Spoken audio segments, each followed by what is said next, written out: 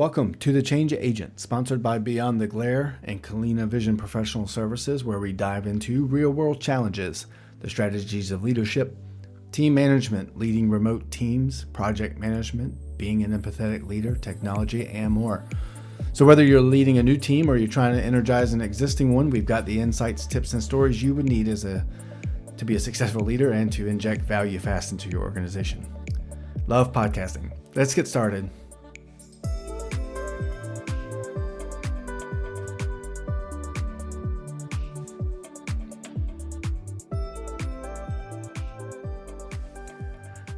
Welcome back and welcome to episode 9. I'm Eric, and today we are going to take a sharp turn into some aspects of leadership that you may not find written in the book, because these were all personal experiences in my journey of leadership and becoming a leader. So I'm going to talk about what I discovered makes a good leader. I'm going to talk about what makes a bad leader, and some of my observations that helped me achieve my professional goals in my career and in my personal life. So let's explore it. So when I first started as a leader, I was a young soldier in the Army, and there were no people for me to manage. I did not have direct reports, and the organization that I was a part of was quite small. There was, however, a more senior person to me that was my NCO, of course, that demonstrated consistently an interest in me completing educational goals. This is just one example of what this person did.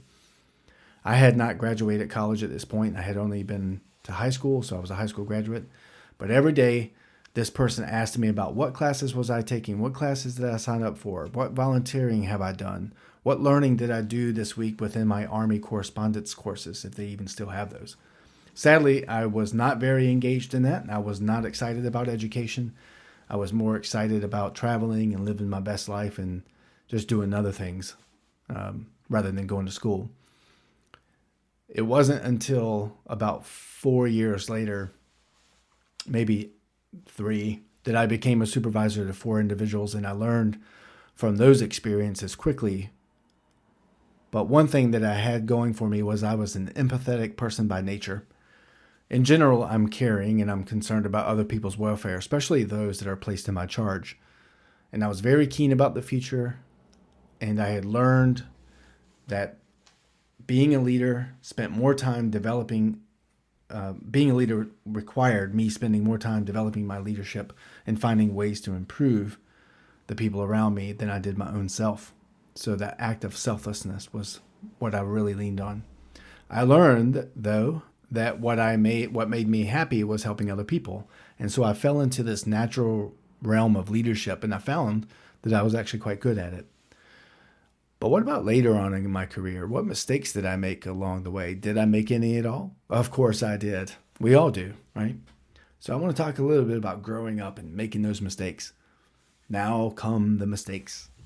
So fast forward a few years, and I've grown a few ranks, and I've got more people, and it turns out that I was deployed to Afghanistan in 2005 with the 173rd Airborne Infantry Brigade. And this made things much more complicated on top of being deployed, but it was more complicated because I had personal issues that I was dealing with at the time, and leadership and trying to be a good leader and good management, all that stuff was not at the top of my mind. When people are challenged in a personal way or a professional way, they often find themselves with a much shorter string in the terms of temper or patience. And this, of course, can create large obstacles in you being objective, fair, transparent, and wanting to communicate and all the good stuff. And it's extremely difficult to overcome those things. These attributed directly to me making mistakes with people that were placed in my charge. On one occasion, an individual who was also dealing with something while we were deployed felt burdened by my problem, right? Because when you're in close proximity, sometimes that aura of problems leaks over into other people. And they came in one day and they just yelled at me over something about it, and then they stormed out of the room, and it was a very tense 10 minutes or so. So long story short, I immediately addressed that problem, and we've talked about that in other podcasts, immediately addressing an issue. Luckily for me, this relationship did not suffer over this altercation, but instead it's resulted in a higher respect in both directions, and this individual and myself are good friends until this day. So the takeaway from that is that We're learning both from good things that happen to us in leadership roles and the bad things that happen to us in leadership roles. And I've said in other podcasts that failure is a great teacher.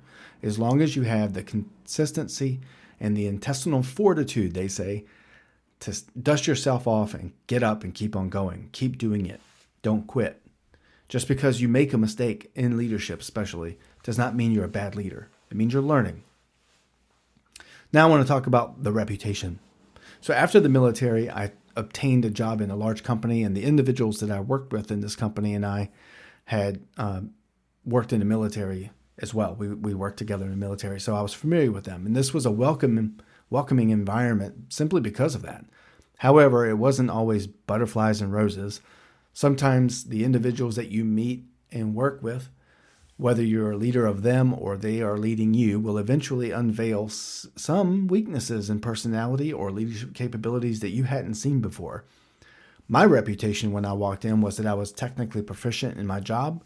I was knowledgeable in my profession. I was very good at it, and I was respected as a leader in the military, and this really helped me be successful in the beginnings of my corporate career.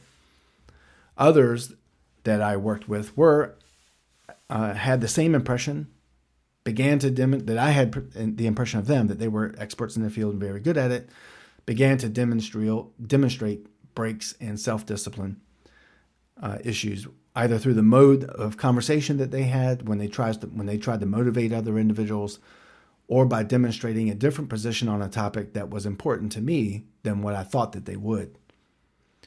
So here it's an important point that we reassess those around us consistently.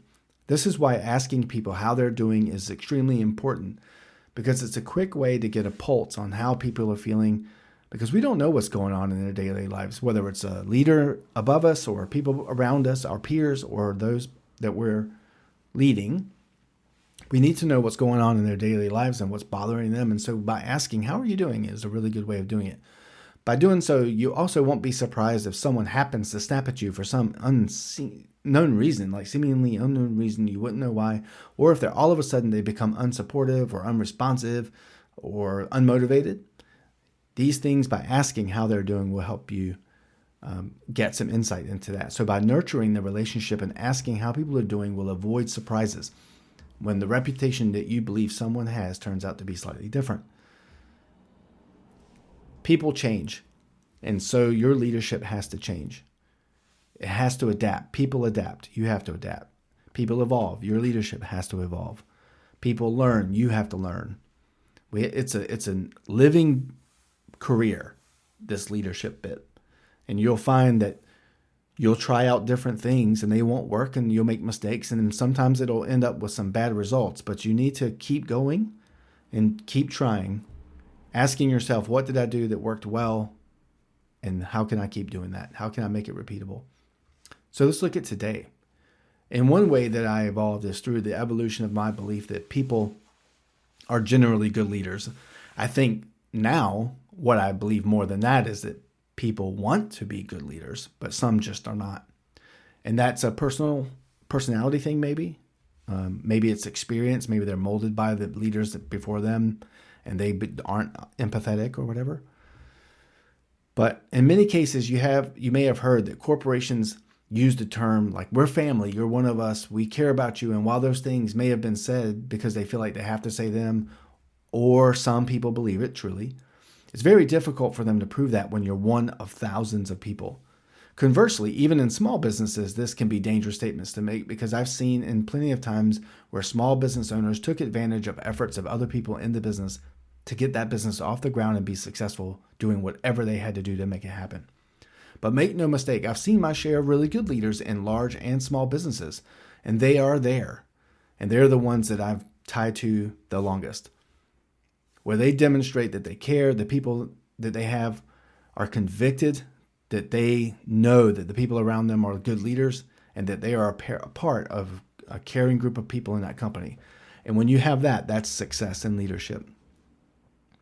The best leaders are those, though, that have the discipline, the self-discipline to improve themselves in both leadership and relationship management. And they can recognize their own weaknesses and how to get better. This isn't rocket science, but this is really a foundational ingredient to being successful in management. It's a core premise of being an empathetic leader. To see others achieving goals because you've helped them form the pathway and you've helped lay the bricks for that to happen creates this genuinely good feeling of success, and it encourages you to be a more tenacious leader. You're going to want to keep leading. So when you stumble in leadership, it's important to recognize that when what went wrong, what you wanted to do, how it could be better next time, and looking at the AAR and looking at the situation from a 20/20 lens of hindsight. It's more important that you take that experience and you build on it so the next time there's a better outcome.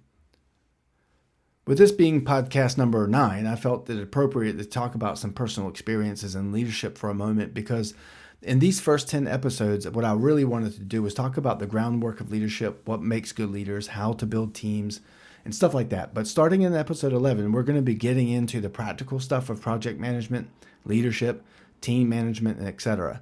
So we're going to be looking at what you could call textbook topics of leadership, while integrating these less tactile aspects of being a personable, relatable, and reliable leader.